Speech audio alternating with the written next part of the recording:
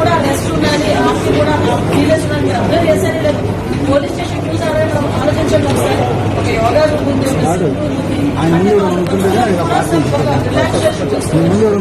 Safety వాళ్ళు కూడా సెలవులు ఇచ్చే విషయంలో కూడా ఎక్కడ కూడా ఇబ్బంది లేకుండా చట్టాన్ని కంట్రోల్ చేయాల్సిన పోలీసు, చట్టాన్ని పోలీసు చేతిలోకి తీసుకోవడం విషయం ఏంటంటే ఒకటండి, నాకు అర్థం కాదు ఏంటంటే తప్పు చేసిన వాడిని పొలం ఏంటి మనం ఇక్కడ చెప్పండి. మాకు వాళ్ళు బ్యాచ్ కూడా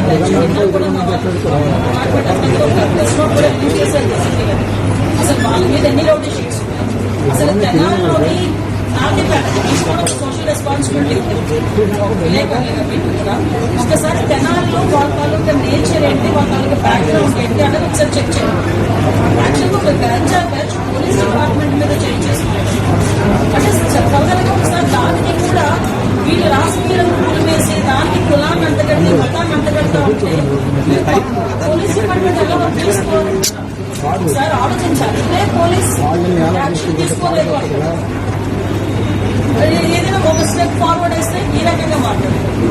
అంటే నేనేమంటానంటే కొంతమంది ఒక డిపార్ట్మెంట్ చేసుకునేవారు. అలాగే ఇప్పుడు అమాయకులు అవన్నీ కూడా మీరు పెడతాం. నేను ఒకటే మాట్లాడతానంటే ఇప్పుడు ఎక్సీఎం ఈయన జగన్మోహన్ రెడ్డి ఏదైనా మాట్లాడతారు, మీరు కూడా ఏదో పెడుతున్నారు, రేపు కూడా వస్తారు అంటారు. నేను డైరెక్ట్ క్వశ్చన్ అండి, డాక్టర్ సుధాకర్ అనే వ్యక్తి మాస్క్ అడిగిన పాపానికి నడి రోడ్డు మీద రెక్కలు విడిచి చుట్టా ఇంటికి కొట్టిన సందర్భం మర్చిపోయారు. మరి ఆ రోజు ఎందుకు మాట్లాడలేదు జగన్మోహన్ రెడ్డి? ఆ రోజు అయితే భావస్వచ్చాలు అక్కడ ఆ రోజు అయితే అదే చంద్రబాబు నాయుడు గారు అమరావతి చూడడానికి ఎంతో బస్సు మీద రాళ్ళు ఇస్తుంటా ఉంటే ఆ రోజు ఎందుకు రాళ్ళు ఇస్తారంటే భావస్వచ్ఛ ప్రకటన అదే పోలీస్ డీసీపీ ఆఫీస్ కి పక్కనే ఉన్న సెంట్రల్ ఆఫీస్ మీద దాడి చేస్తే మా కార్యకర్తలకి బీపీ వచ్చింది అన్నారు. ఇవన్నీ ఎక్సీఎం మాట్లాడారు. ఈరోజు అదే వరప్రసాద్ అని మన రాజమండ్రిలో వరప్రసాద్ అని ఇసుక మాఫియా గురించి మాట్లాడితే పోలీస్ స్టేషన్ లో కూర్చొని శిరోమండనం చేస్తే మరి ఆ రోజు ఎందుకు మాట్లాడలేదు? దళిత నాయకులు ఆ రోజు దళితులు ఎందుకు శిరోమండనం చేశారు అని చెప్పి ఆ రోజు ఎందుకు మాట్లాడారు? ఆ రోజు ఎందుకు వరప్రసాద్ ఇంటికి వెళ్ళి పలకరించలేదు? ఆ రోజు ఎందుకు డాక్టర్ సుధాకర్ ఇంటికి వెళ్ళి పలకరించలేదు? ఆ రోజు ఎందుకు ప్రవీణ్ ఇంటికి వెళ్ళి పలకరించలేదు? అంటే పులివెందల రాజంగారి అమ్మాయిని చాలా టోటల్గా హత్య చేస్తే మేము వెళ్తే మా మీద ఎట్లా కేసులు పెట్టారు. మరి పులివెందుల నియోజకవర్గంలో నాకు ఇంటికి ఎందుకు ఆ రోజు జగన్మోహన్ రెడ్డి?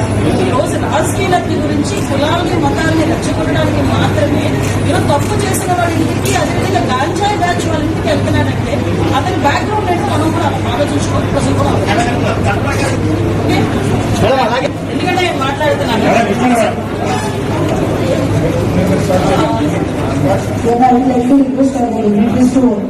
ఎందుకంటే లాస్ట్ టైం సజ్జల గారి చేతిలో, లాస్ట్ హోమ్ మినిస్టర్ చేతిలో కానీ సీఎం చేతిలో కానీ పోలీస్ డిపార్ట్మెంట్ ఉండేది.